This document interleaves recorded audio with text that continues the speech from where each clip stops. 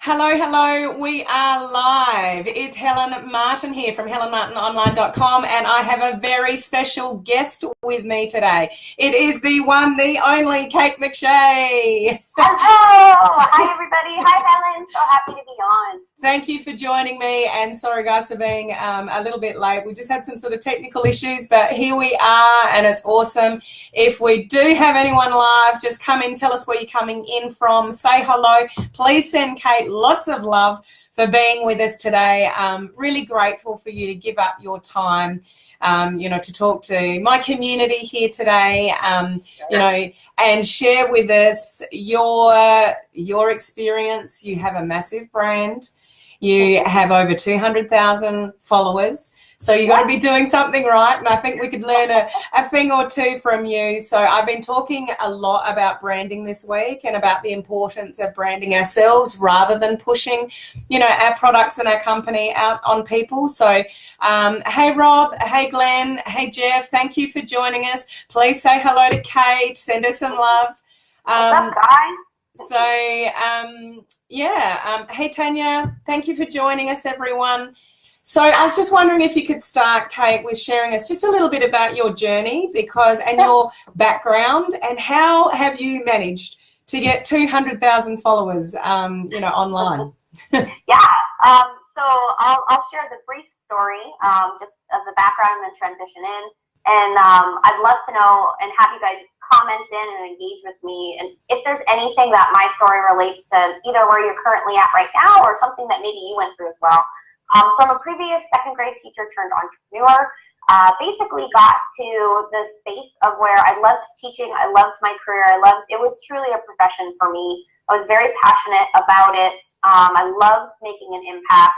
However, I couldn't see the amount that I was working and being a really good mom at the same time. That's when the first thoughts in my head of how can I be 100% in my job and 100% taking care of my family at the same time. And so that's when I started to get curious about potentially building a business from home or creating a business from home, which my husband Andrew had already been working on. He's the one who actually basically was the real founder of our business. I was the co-founder, and then now have taken over the business. And really started to run with it and take it and created a profession for me. But how I got involved was a lot of the ways that a lot of people get involved. I got involved starting with a network marketing company because I saw it as a vehicle for me to create extra income from home and replace my teacher's salary. So I started with the network marketing business, and then also quickly got into an affiliate marketing side of things, where I was marketing out, products and services about teaching information, about teaching marketing. And I actually became really fascinated about that element and that aspect. And so once I started promoting for that particular system, then realized that we were really, really good at video marketing. And so got to the point of where we started creating our own products and services on social media marketing, on video marketing. And then now that's what we do, is we teach home business owners, we teach entrepreneurs how to use social media to build their business. And the 200,000 fans, right? Amazing. Wow. Wow. So there's a combination. I know you've been talking about it a lot when it comes to building your brand and building your presence. 200,000 fans doesn't happen overnight. Sure, you could buy 200,000 fans, but they're not going to be real fans. Yeah. So the biggest thing that I say when it comes to how do you grow a massive following, well, you consistently show up, you consistently share what you're learning, which does not mean that you have to be someone who's having wild, crazy, massive, results like everybody thinks. Yeah. And you show that you care. Those are my biggest things. You show you care, you show your appreciation for people, and they'll continue to keep showing up, and they'll continue to tell their friends, and they'll continue to tell their business partners that you're somebody that they want to be, that they want to learn from. And that's kind of how it works when it comes to growing a following and keeping a following. So what's your perspective on, for people in the network marketing profession? A lot of people think they need to lead you know, with the product and the business company, and push that out sort of on people. And what I've been trying to share and what I'm sort of experiencing myself is, and I know you and your fan page, it's actually about you. It's your name, and it's, you know, you are sort of the brand. So what's your thoughts on those two sort of different ways to market? Yeah, and so it's really interesting because when people say, and I'm sure you've mentioned this before, Helen, when people say, like, I have to build my brand, the first thing that, well, actually, as you guys comment in, whether you're watching it live or watching the replay, I want you to comment in with the first thing that comes to mind when you think of the word brand. And I'll fill you in on what I used to think it was. Because I used to think it was like I needed a cool logo, or I needed to use my company logo, or I needed to know what I was passionate about. I needed to know every single thing about my product, service, and opportunity. And what I came to realize is that really when it comes to a brand, you are the most important asset that you have. Now, that does not mean that you need to know what you want your business to look like 3 years from now. It doesn't mean that you need to know every single thing about your product or service. What it means is that you are the asset, you're the tool, and you get to share your value through your eyes and through your experience and through your expertise as you're growing. And one of the best things that I think, because I did it wrong first, by the way. Most people do. Yes, I did it wrong, and I'm fully willing to admit that. I led with the product. In my beginning, I was, you know, like holding signs everywhere and taking pictures and talking about my company all the time, even though I still had my name as my fan page, but it was all about the company. And what I started to learn and realize about that is, number one, when you lead with your company, people have preconceived notions or understandings, and they'll go Google that company. And sometimes there's going to be reviews that are good. Sometimes there's reviews that are bad. Sometimes there's reviews by somebody else, and that person decides to join them. So it's really about getting people attracted to you. And so I didn't do that in the beginning. And then we actually created 2 other companies that were names that were not us. And here's what I can tell you. For any of you that are growing any kind of business that's not 100% yours, that you're an affiliate for someone else. And even as a network marketer, you're a distributor. So you are technically an affiliate for somebody else, right? Pay structure is different, but you are still referring out someone else's products and services. There may come a point in time where you may want to spread your wings, or you may want to expand, or gosh, and I never ever wish this upon anyone, but something might happen to your company and you may have to make a choice and you may have to make a move. When you build up a whole brand around a company or around you know, a specific product, and then the rug gets pulled out from underneath you, you have no way to transition. And so imagine using you, and you almost can have like different umbrellas of what you want to have. You have way more chance for growth capacity. You have way more ability to be able to adapt fast when you need to. And I would say the most important part is you have the ability to be able to be yourself. And you get to use that company as your vehicle. And as, you know, their mission is your mission. However, you don't have to know everything and every single thing. People get to kind of live vicariously through you. Yeah. That's what I think about when I think about branding you versus branding the company. Yeah, absolutely. I'd just like to acknowledge, hey, Bree, Anita, Arlene, Tammy, and Leslie. Thank you for joining us. Please say hello to Kate. Send her some likes and loves. She's sharing some gold with us, you know, here today. So thanks for sort of jumping on. So, Kate, what would you say to those people that understand, got a little bit of a concept of this? Okay, I'm my biggest asset. People buy off people. People, you know, that, you know, where what's important, but I'm not successful enough yet. I don't have a big team. I don't have, you know, a lot of runs on the board behind me. So who's going to listen to me? How can I put myself online and brand me when I don't feel that I'm worthy or I'm good enough or successful enough? What would you say to those people?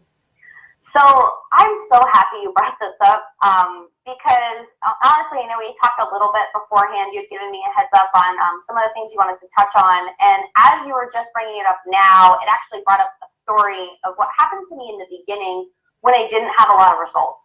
And this was when I was, actively building a network marketing business, and I was dialing. I was actually cold calling every day. I was messaging prospects, and I was like getting as many people on the phone as I possibly could.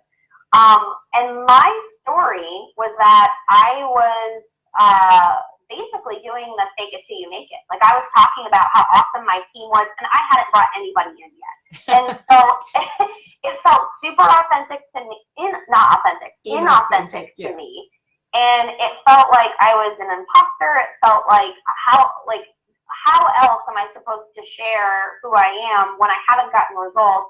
So I guess I just have to tell people that I got results, and I'm full-time because I can be full-time versus I'm full-time because I left my teacher's job and I'm starting up a new business. Yeah. Okay. So the best advice I ever got was from our upline.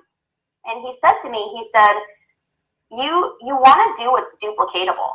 Most people are going to come in, and they're going to come in and not have success. And so if you're sharing like, oh, well, I'm full-time and this and that, most people won't be full-time when they start. Yeah. And so here's the interesting thing. It's all about how you hold your posture. And it's all about how you position yourself in your journey and your understanding of what is possible. So people won't question you if they say, well, hey, how many people have you brought in?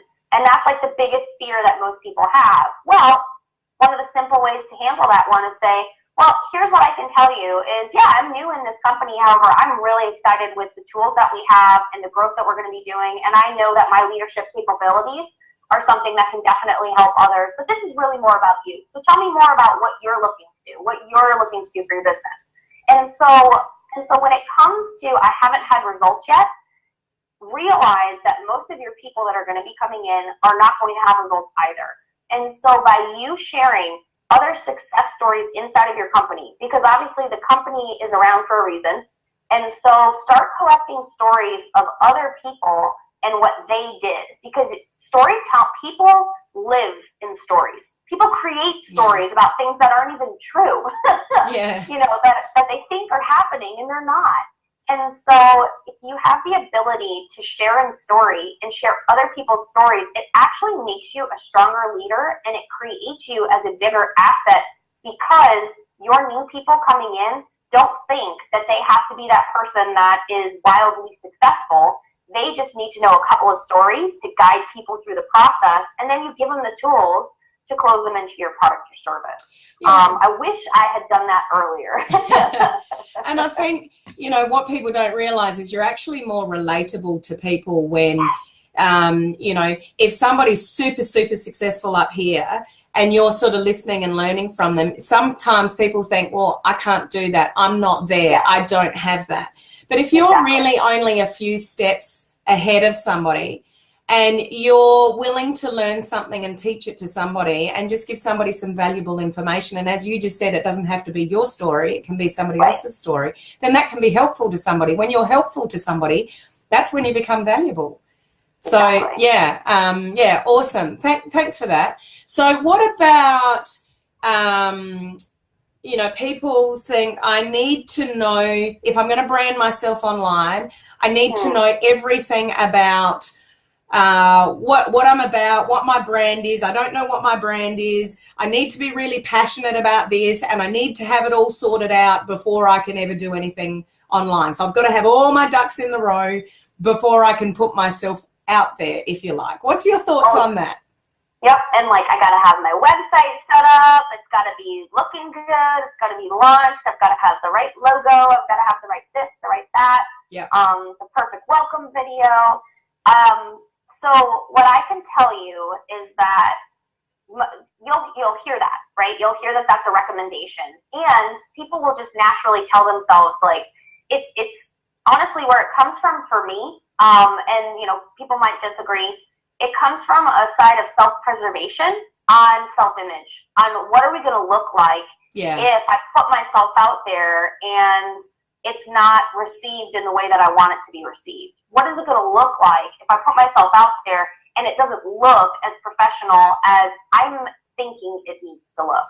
So what I can tell you is that we've now built a highly successful 7-figure per year business based off of something initially I wasn't 100% passionate about. And I wasn't 100% like clear on my mission of who I was for people. What I got really good at doing, and so what I mean by that is, you know, one of our main products was helping other people learn how to get more prospects and generate, you know, leads and close sales for their business. That is what our business is built off of. In the beginning, I was a brand new business owner, knew nothing about marketing, had just left the teaching space, and had been teaching second graders for, 6 years. And so what I learned was that I was telling myself a story in my head that I didn't have enough advice to give. I didn't have enough knowledge. I actually used to want to dress in a suit, because that's what I thought business was about. I used to think I have to be professional. And what I can tell you is that look at what you're really in this for, and look at what your product or service does. So for instance, if our company was teaching people how to get more prospects and close more sales, well, what was I actually passionate about? I was passionate about creating freedom. Like I said, I can't be 100% good at being an educator and being 100% good at being a mom when we have kids. So I want other people to have that too. Does my product or service do that? Yes. So check. Then I have the ability to have a brand that then funnels people through the mission of my company. And so basically all I ever say to somebody who's new and starting out that has that but I can't launch until I 100% know what I'm passionate about. Or people keep telling me I need to know my mission and what's my mission, and if my mission's not perfect, then it's not going to be clear to others. Well, what I can share is that if your company has a mission, take what their mission is and kind of tweak it a little bit, add a spin to add your personal touch to it, because if you're recommending their products and services, that can be what you speak about. That can be what you train about. Yeah. Those can be the topics that you have, and I like to call it an exposure agent. Yeah. So a lot of people who talk about, and I will give props to Ray Higdon. That's the first person that I ever heard the words exposure agent from. Okay. And it's something that we've built our business on. We live by is that it's you utilize whose information you're selling, and you become, I like to call it the highly paid tour guide. You become the messenger. And when you produce for a company, they would be crazy to not then have you on calls, to have you do trainings, to have you on stage, to give you awards, because you're proving that you can produce results. So that gets you more exposure. And then guess what? Your people will tell you what they want more of. So I became a video marketing specialist, not because I walked in here and I went, oh, I want to know, every single thing about, video marketing. That's what my brand's going to be. Or webinars is a big thing that we do. And I didn't walk in going, my brand is going to be about teaching people about closing through webinars. Your brand develops as you grow your following, as you share more value, as you share what you're learning, as you take people on your journey. It's kind of like reality TV. As you take people on your journey, they will tell you what they want more of. Yeah. Your company will help that too. And that's kind of, my biggest thing is anybody who feels like they can't get started until they 100% know what they want or what they want their brand to be. This is my tough love, but you'll be waiting for a long time. And so it's either, would you like to start now, or would you like to wait for a long time? And here's the other kicker of that. There are people that are waiting for you. There's impact that can happen right now by you just allowing yourself to be a tour guide of your company's mission and sharing your value by who you are, and you will create followers. You will create people who just love and adore everything that you have to say. Yeah, and I think that's really powerful because people don't appreciate that enough. And I think they are more wrapped up in who's going to listen to me rather than really truly knowing that there are people out there waiting to hear your voice and waiting to hear your message. And, I know my journey in this case, and I still consider myself to be very much at the beginning of my journey. But, if you just put yourself out there, I didn't know everything about anything, but, have a passion and sort of know who I want to talk to, like my target market, a bit and whatever, but just have a passion to help other people. and put myself out there and be consistent. And I've said this a lot this week. You don't have to have all the answers, and you don't have to know 100% what your brand is. And I'm actually changing my branding a little bit now. And, you know, I'm sort of a year and a half into this. So, you know, you sort of evolve into that. But taking on what you just said there, this reason why I've created this little branding course and launched this week is because over the last year, that's what people have told me they need. Yep. And that's something that I've become really interested and passionate about. So that's not something that a year ago I went, that's something I want to create. That's something I want to help people with. Oh, no, because I remember you from like over a year ago, just about. We met we're about like 10 months away from our 1 year anniversary. And I remember it was different, right? Yeah. Your journey was different. Yeah. Absolutely. So it evolves. And what Kate was saying about exposure agent, that is something I've learned from you. And that when we feel that we are not successful enough, you don't actually have to have all the answers. When you leverage off an exposure agent, and, you know, I know, you know, the people listening won't really know necessarily all the ins and outs of that, and I wouldn't expect them to. And that's something that I go over in the course. When you can leverage the success and the tools and the mission statement and, you know, the videos and the training that the exposure agent has, that's what gives you authority and a credibility online. So it helps elevate, you know, your brand by leveraging the exposure agent. So it's really a powerful thing. And it's obviously what you did in the beginning.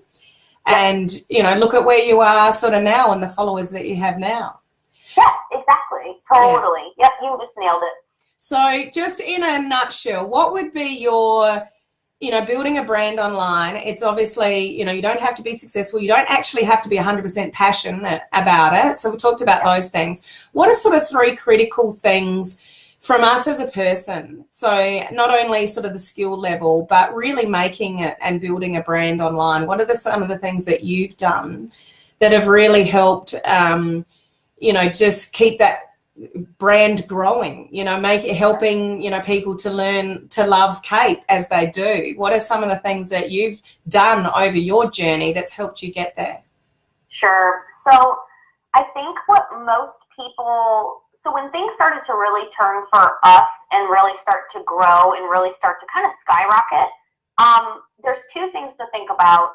And I always like to paint it from this image that I saw, gosh, I don't know, probably 4 years ago, where it was a coal miner, and there's 2 different coal miners, right? And it's like kind of a split level, and it's the same coal miner, but it shows 2 different scenarios. And one of them is the coal miner is like hitting with his axe or his pick, whatever it is, and he's like this close to striking through to a diamond, right? Yeah.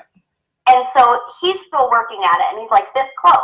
The same scenario down at the bottom is the same exact distance, but the guy's walking away, and he's got his head down, and he's got, you know, the axe hanging over his shoulder. Just picture him kind of like trudging along back, like, oh, well, I did my best, and it didn't work.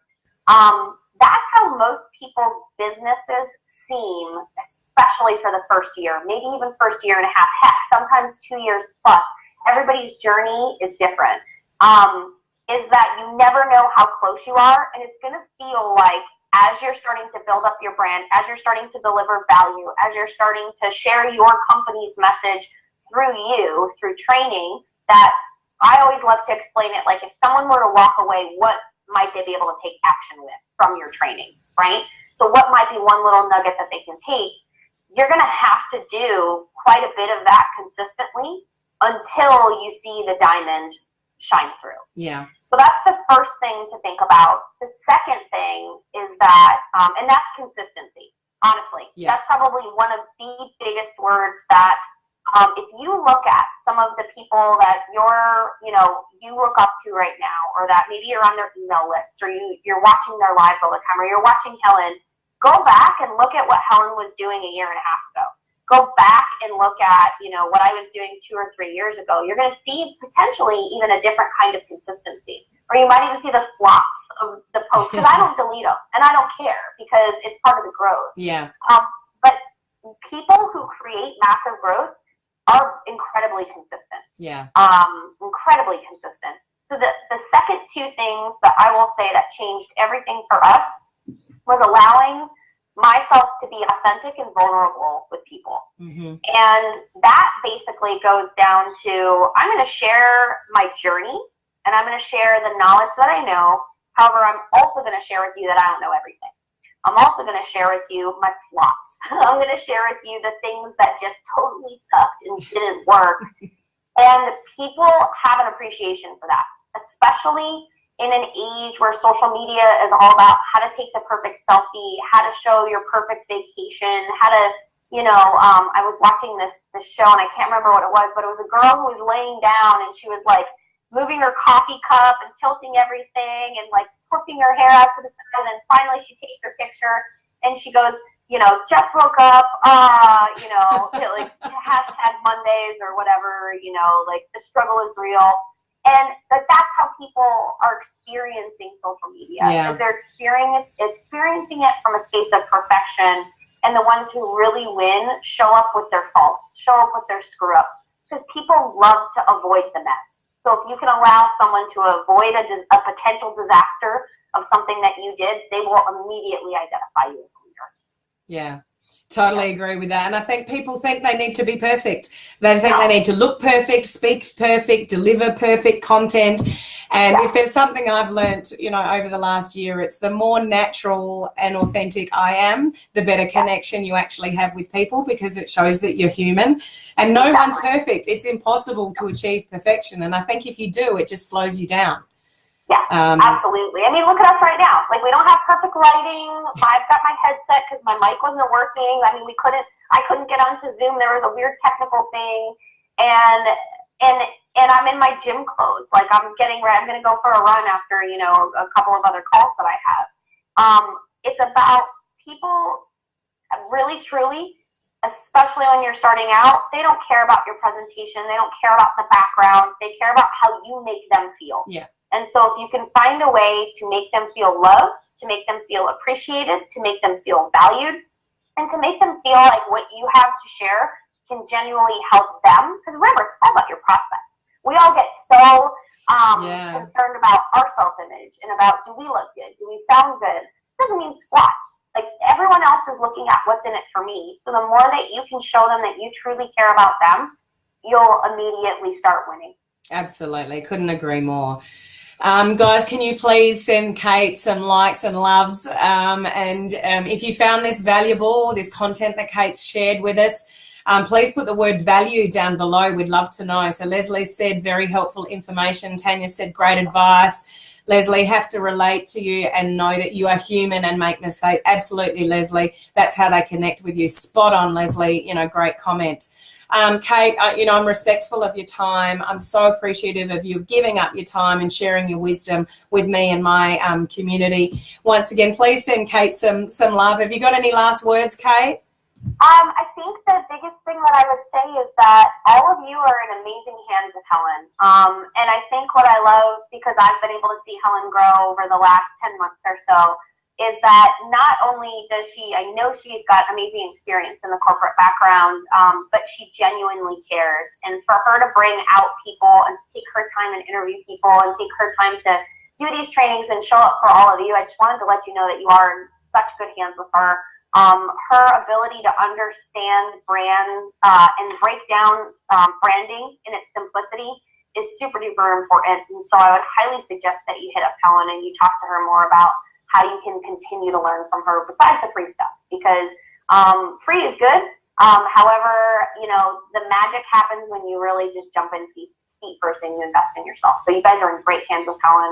And Helen, I'm so impressed by everything you've done in such a short amount of time, and I know that it's only going to keep going up from here. Oh, thank you, Kate. I appreciate your kind words. And if you do want any more help about branding, just drop the word branding down below and I'll connect with you and we can have that sort of conversation. But I'm super excited. I'm going to be seeing Kate in a couple of weeks in Las Vegas. Kate is a speaker on stage at an event we're going to in Las Vegas. So, it's very inspirational to learn from you, Kate, and, share your wisdom with us, and I look forward to learning more from you, you know, in Las Vegas in a couple of weeks' time. So it'll be exciting to see you there. Please thank Kate and send some love for a time, and I'll talk to you on my next live. And thank you again, Kate. I'll see you soon. Absolutely. Take care, everybody. Thanks for being on, everybody.